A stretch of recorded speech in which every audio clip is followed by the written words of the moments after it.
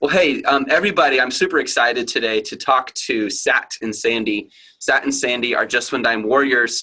And for those of you guys who haven't heard, they are crushing it on Amazon. They are taking knowledge, they're taking time, people, and they're leveraging that to turn it into money, which is amazing. And I know that many of you guys, that's your dream, that's what you want to do. So I just want to share a few numbers with you to give you an idea. On August 14th, they did sales totaling to 829 USD. That's just in one day. On August 15th, they did $780 USD in just one day. And for the last 30 days, they did 12.90 thousand USD.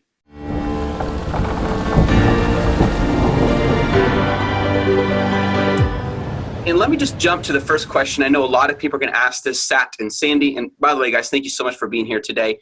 What are your profit margins on these numbers? Because this is the first thing people are going to ask. Oh, yeah, it's easy to make money. But what are your actual margins on these numbers that you're sharing?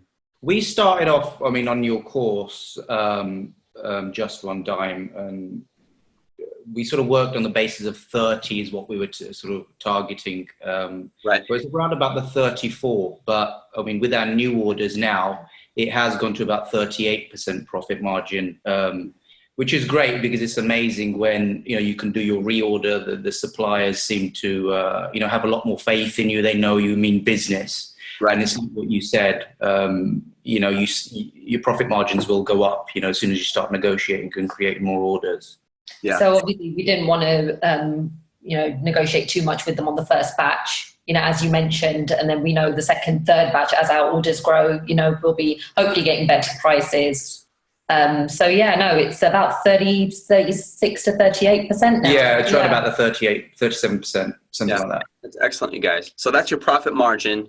And I was just, if I did some calculations, I'm going to go back to this really quick. So let's just say you took the 780, and I know that was a high day, but still, if you took the 780, you did that over 30 days, that's $23,400 in 30 days. If I multiply that by 37%, 0.37, that's 8,658 USD. Like, that's amazing. Most people are not going to be paid $8,600 a month after taxes taken out and everything for a job. Like, that's a very, very high paying job. Now, here's a really key question. How long has it been when you went from zero to this number? How many months did this take you? Well, we've only been doing this about 8 weeks now. We were quite lucky with our first product, and we started to see sort of 5 sales initially. It grew to sort of 15 sales, 20 sales, and quite quickly we reached, I think we're averaging about 28, between 28 and sometimes 45 a day. It really varies. But really quickly, that jump was it was crazy, and we didn't expect to see that so soon. We thought it would take months to actually reach that number. So yeah, very, very quickly. What about, because you guys talk a lot about Just One Dime, I guess my first question is, why did you guys choose Just One Dime? And then second, what about it helped you to get results this quickly, which is, again, huge congrats to you guys. Just One Dime. I'll tell you the story. I'll start really what it was about. Really, we need to do something. We need to take control of our life. And I'd been watching videos regarding Dave Ramsey and all these, these motivational speakers. And then I stumbled upon FBA, and I didn't even know what the term was. And I didn't even know there were third-party sellers on Amazon. And we just decided, look, let's do something, and we're going to stick to whatever we do. I'm sick of living in this rut. And then we stumbled upon 2 guys on a course, and we just didn't like their approach. They were very much, as you exactly said, very sort of brash, showing off, with their Lamborghinis. And we just, but then we stumbled upon this gingerhead guy, with these big muscles, and, we thought... but we decided, we liked your approach, very, very descriptive.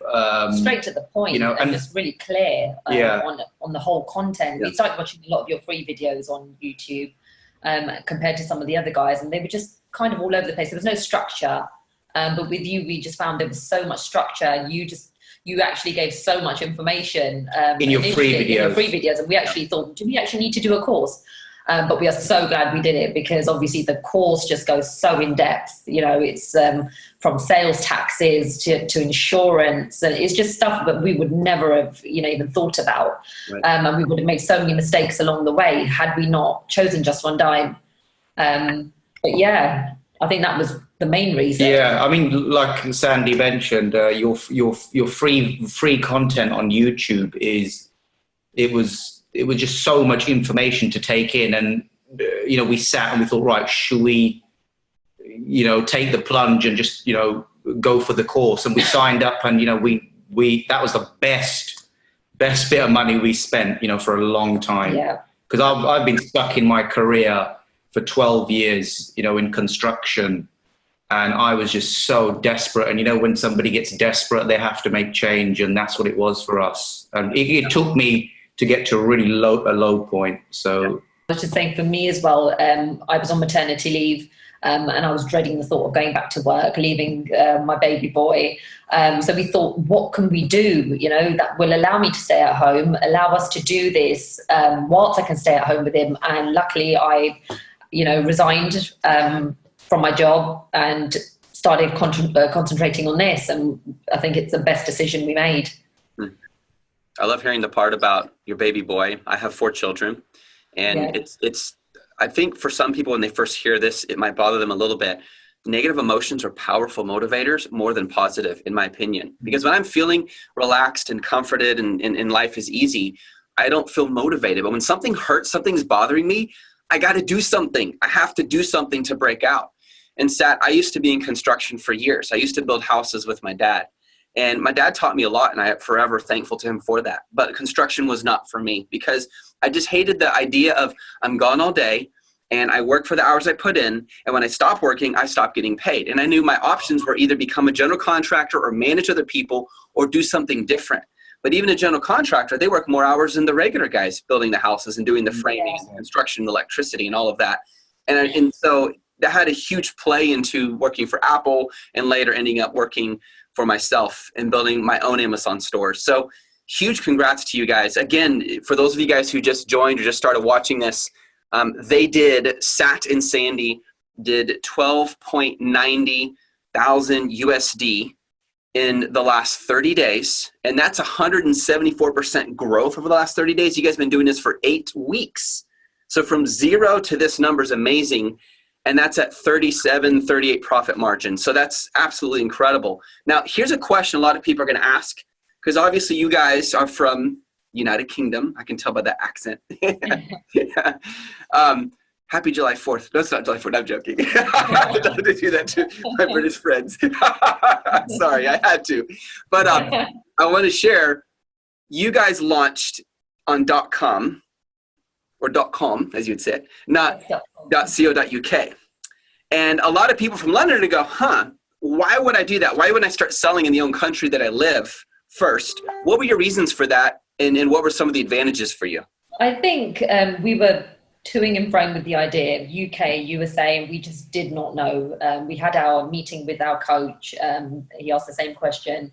It would have been far easier for us to start in the UK, because obviously we're aware of tax situations. Right. And the USA, it's totally different with the sales tax. But we thought, let's challenge ourselves. Let's do the harder bit first. So when it comes to eventually launching in the UK, which we really do want to do as well, it would be far easier to do that.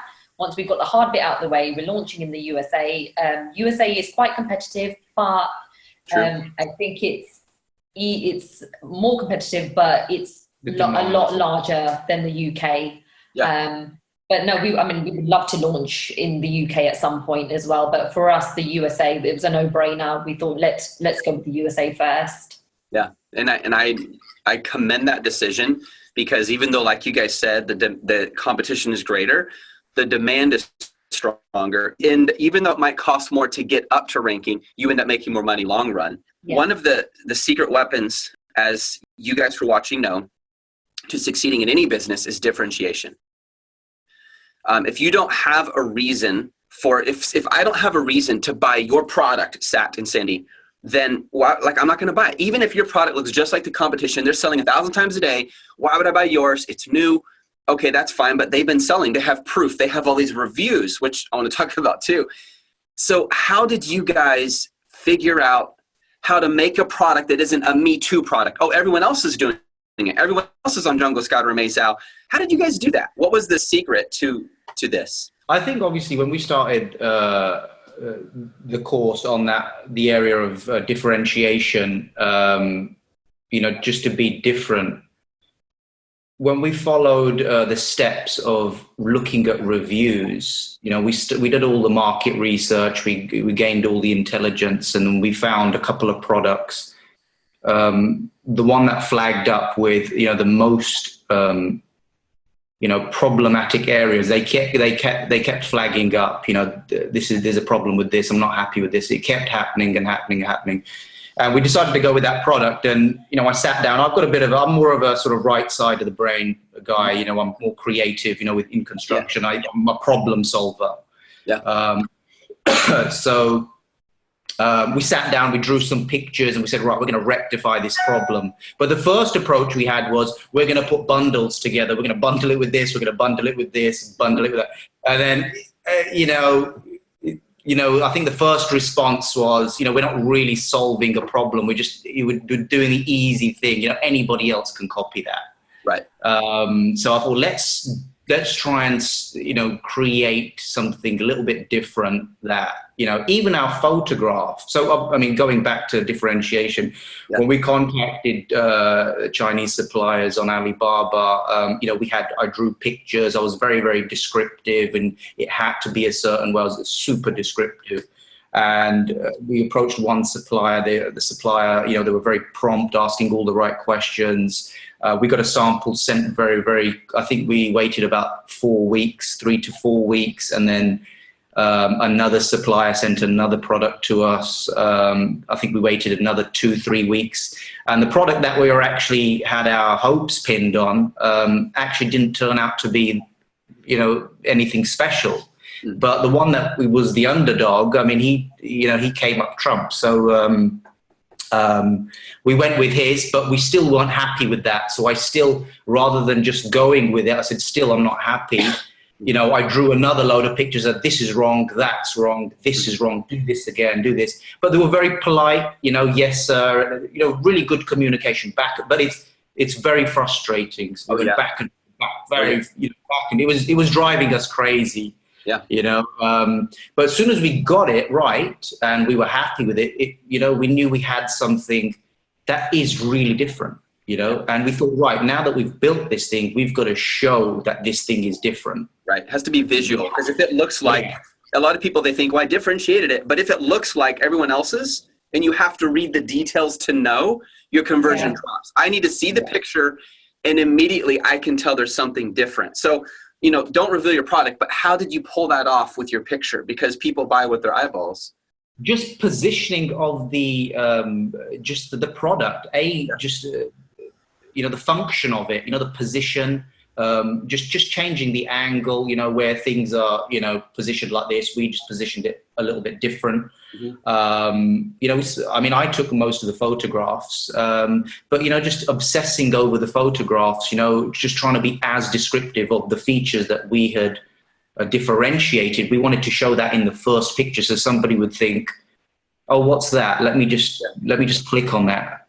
That's intriguing. Everything else looks the same. And I think that is definitely one of the things that, contributed. And what we realized was when we sat down, we thought about what our product, because a lot of people, when they launch, they don't really, even us particularly, we knew what we were launching, but when you actually sit down and think, what is my product? When you start understanding keywords, I started taking photographs of certain features of my product, which were in my title. So I changed a few pictures around, and that's why we went from the initial 2 to 3, 4, 5 sales a day. Then we started going to 15, 16, 17, just from a change of your product. Yeah, and That's amazing.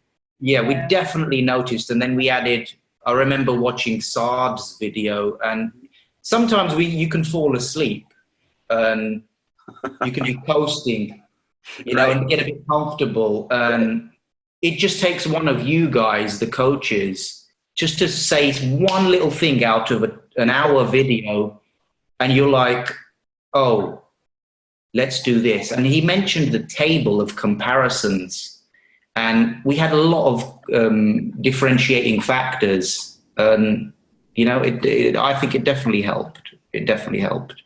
Can you talk a little bit, Sat and Sandy, about reviews? Because I know this is a pain point for a lot of people. And this is something that really stood out to me, is most people, when they start, they feel like they need 500 reviews, or at least as many as your competitors. And I think the mentality is coming from, well, reviews affects conversion. They do, but reviews only help you so much. What if another competitor gets more reviews than you? What if they, you know, use a different method, a non-Amazon compliant method to get more reviews? Now there's nothing you can do except get more. And now everyone's competing on that. But when you've differentiated, you've actually done something permanent, something real, something that lasts. How did you guys do that? Like, did you get a few reviews? Did you have none? What was that process like, if you're okay talking about that?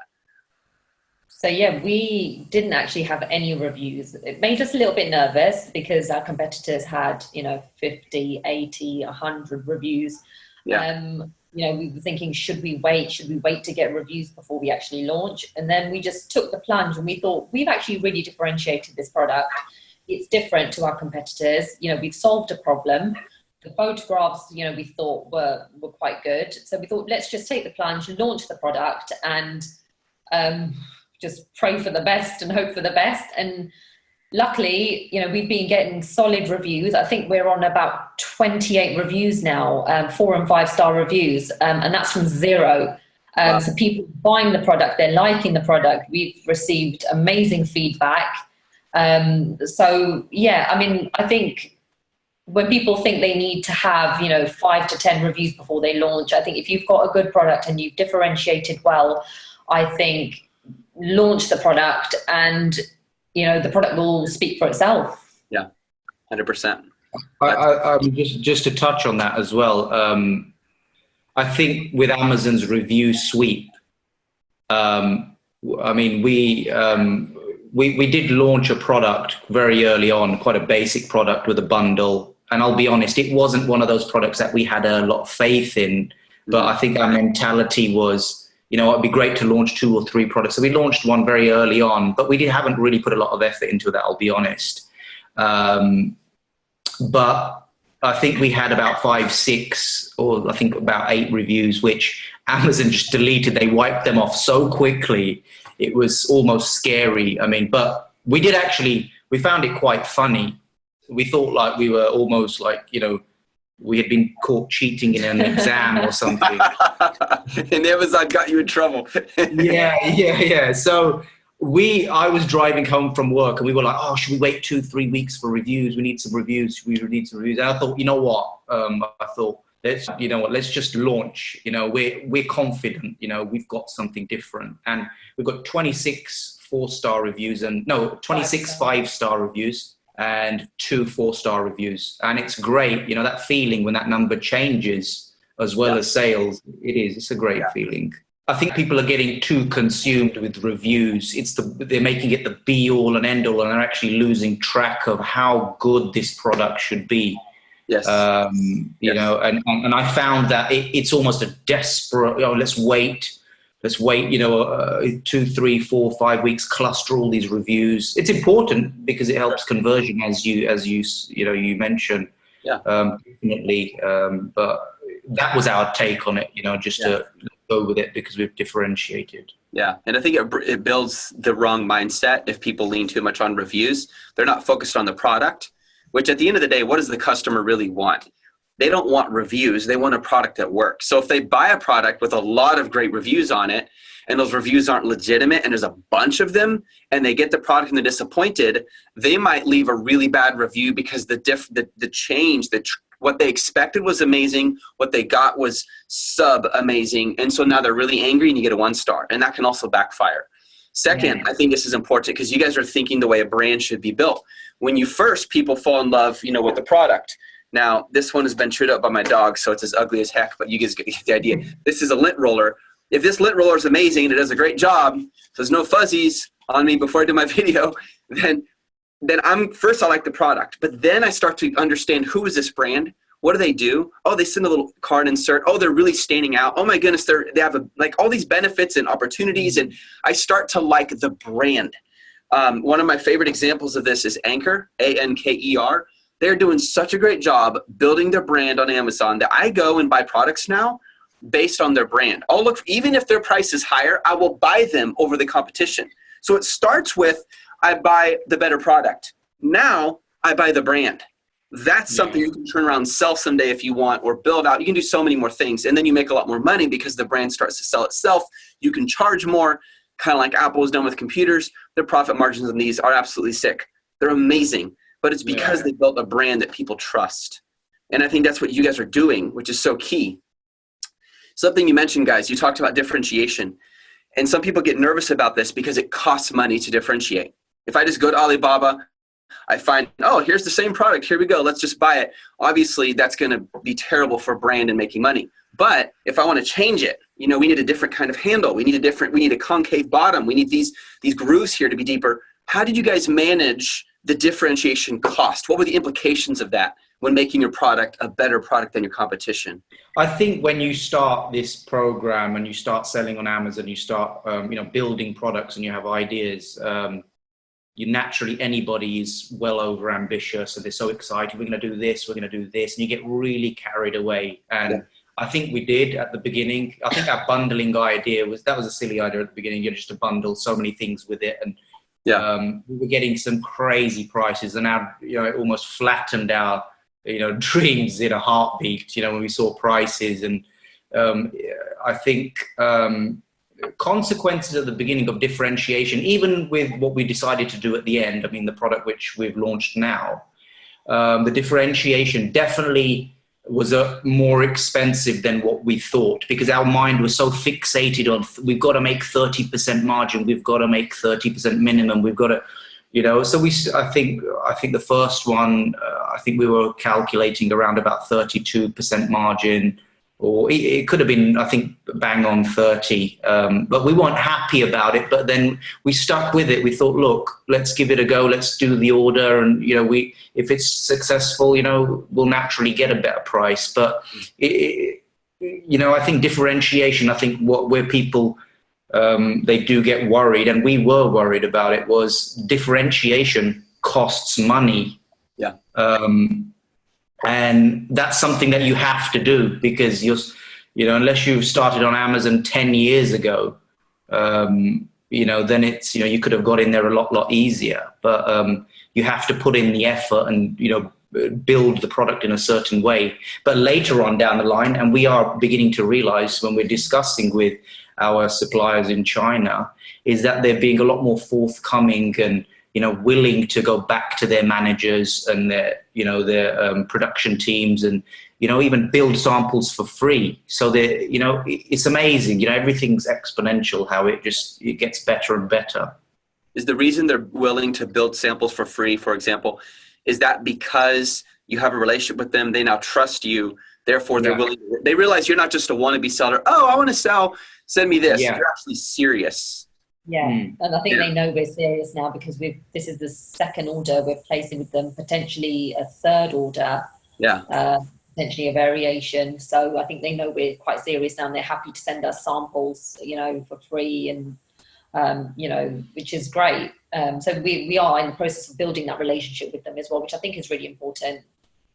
That's really cool, you guys. And I want to encourage everyone watching again, as Sat and Sandy shared with you, it was a difficult, painful process working with the suppliers, getting them going back and forth, getting it differentiated correctly. And that probably frustrated the supplier at some point, like, when are they finally going to pay? But what it did is it legitimized that you're a real company, that you're serious, that you know what you're doing. The worst thing we can do, guys, is find a product, buy it because everyone else is selling it and it's selling fast, and we think, oh, we'll just change one little thing and hopefully it sells a lot.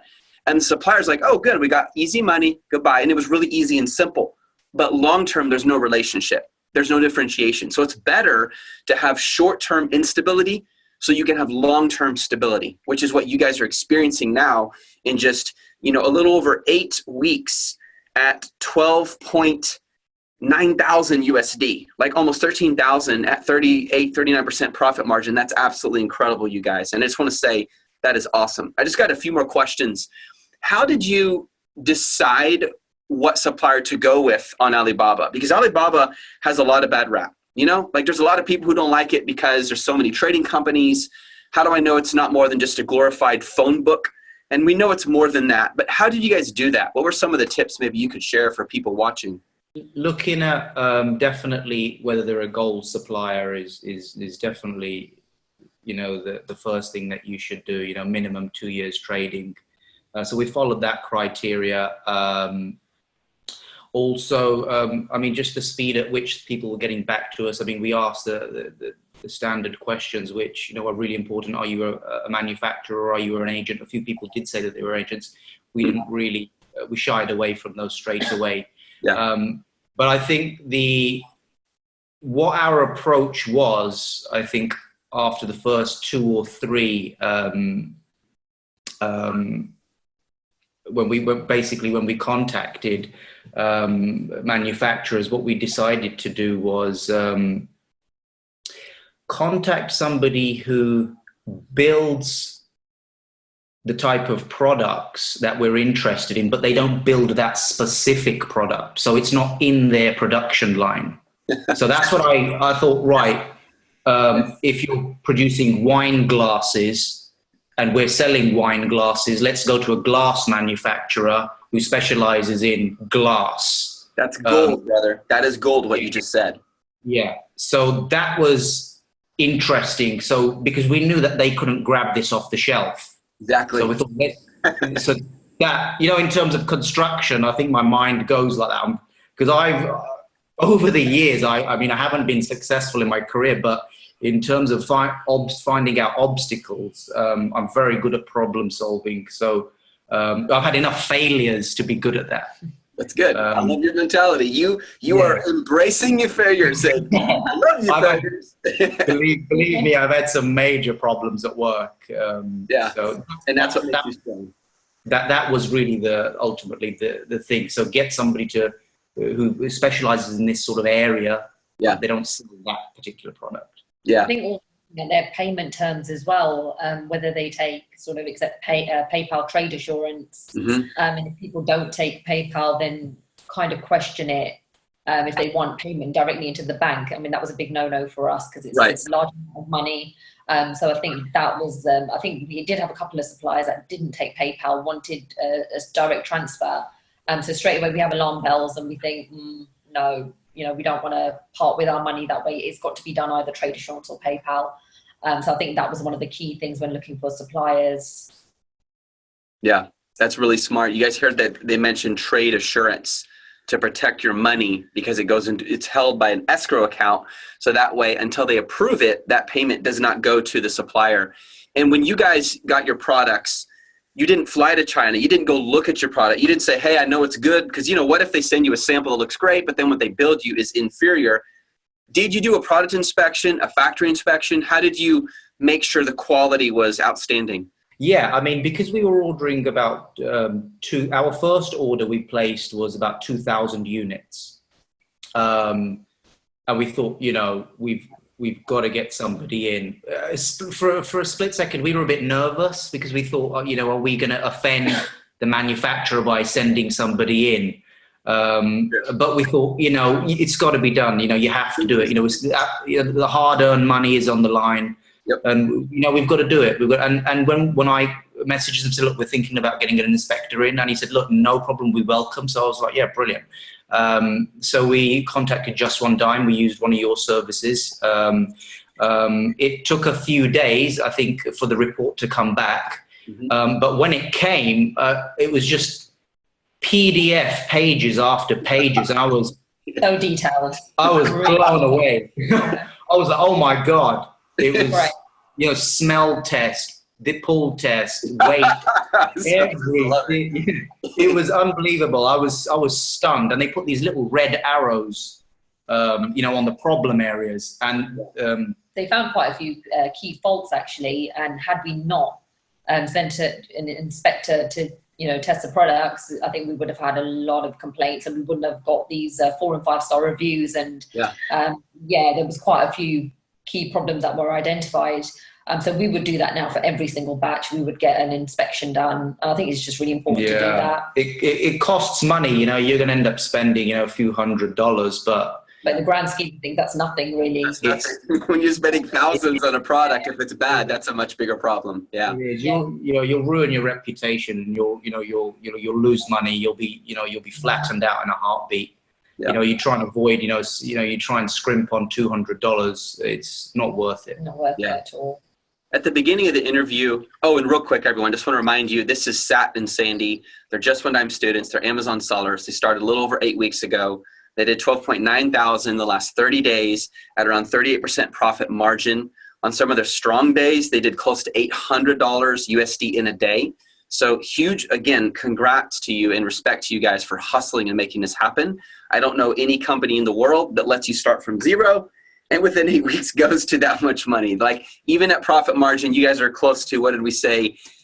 Over $8,000 profit per month. Like that's phenomenal. And that is awesome. So I got one last question for you guys today. How did you stay consistent in the Just One Dime training? Because as you guys mentioned, there's a ton of content. There's 5 to 6 hours of live coaching every week, group coaching just for Just One Dime students. There's the course, there's the how-to videos, there's all the replays. How did you guys manage that? You have your jobs over here, you're selling on Amazon, you're trying to invest in yourself. What did that look like for you practically, for other people who are part of Just One Dime? It's quite difficult, I think, because obviously we've got a 1-year-old as well who's very, very demanding. Sat works. I'm, currently on maternity leave, so we had to think of a plan to try and plow through this. I know you've said previously, 2 hours a day is, sufficient if you can do 2 hours a day. Yeah. I think any spare minute we got, we just, pushed at the course. We looked, went through the sections, the start, the find. After work when the baby was asleep, just trying to get into a routine really. Started working out, which was great because it just improves your sort of mental state and Good job, you guys. That's awesome.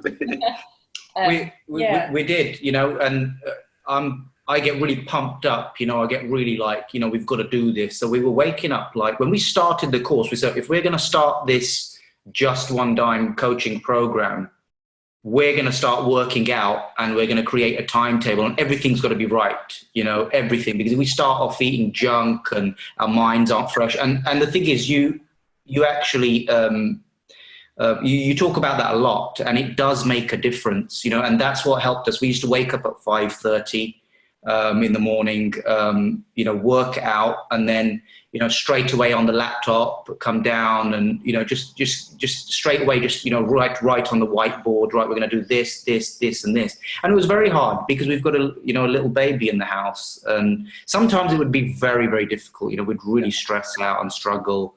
But consistency, it's just doing it. What we really, we adopted that mentality of, there should be no 0 days. If we have to do 15 minutes of Just One Dime coaching, then we will do 15 minutes. And is classed as it's not a 0 day basically. So we never slacked off. Just creating structure, I think, as well in your everyday life. And I think once you've got structure and routine, you can fit this in. So, there are people out there who are, working mothers and fathers, have got kids, they lead extremely busy lives, but you can find the time, whether it's waking up in the morning early, whether it's going to sleep later at night, you've got weekends. So there aren't really no excuses and you're doing it for yourself. So you have to make that time to fit it in. Right. So I'm sure everyone has got an hour or two, in the day somewhere to be able to do it. I think time management is, respecting your time. And that's what I love about, your coaching program as well, when you're conveying that message, protect your time. I don't like people wasting my time. And I think we've become very much, we've grown over this program and we don't like people wasting our time. We very much know, we do say no quite a lot now to things. Yeah. And you benefit, you definitely benefit from it. Because once that time is gone, you can't get it back. Once it's gone, there's no getting it back. For those of you guys watching, again, I want to encourage you, This is an example, Sat and Sandy, of two people who decided to do something with their life that they knew their future self would thank them for. And that's why you guys have my respect, because not only you're changing yourselves physically, you're getting stronger by working out so you feel better. You're changing mentally by investing, learning from the Just One Dime coaches and the training. You're investing in your future for your child. I mean, your child someday can say, Papa, Mama, Daddy, Mommy, thank you for what you did when you were young parents. You hustled, and now I get to benefit from that. I am so blessed. My kids tell me this, and I don't say that in pride. I mean, I am proud. I'm a proud dad, but they'll tell me, like, thank you for hustling so I can have freedom to do these things. Like, that motivates me so much. I would give my life to be able to make that happen, you know, because now it's a legacy. You're building something for the future. You're not just, oh, I want to make a bunch of money. You're actually building something that matters. And with that money, it gives you the freedom, and it gives you the ability to increase the quality of your life. Instead of just going, you know, down this broad street where everyone else is just kind of walking and, oh, that's how I'm supposed to live. And you guys are doing something with that. So I just want to encourage you guys, keep on going. You have hard days ahead, I promise. I know that by experience. But you validated it works. You validated to yourselves, and that's the most important, that you can make this happen. You know, and you can. And someday you guys are going to look back, you're going to be millionaires, and you're going to still be crushing and helping others as well. So thank you for taking the time to share your story to encourage others, you guys. Thank you. Thank you. Yeah, absolutely. And for those of you guys watching this, if you do see this, Sat and Sandy are part of Just One Dime. They live in London. They sell in the US. They'll probably be selling in the UK at some point as well. And if you join the Just One Dime community, here's my promise to you.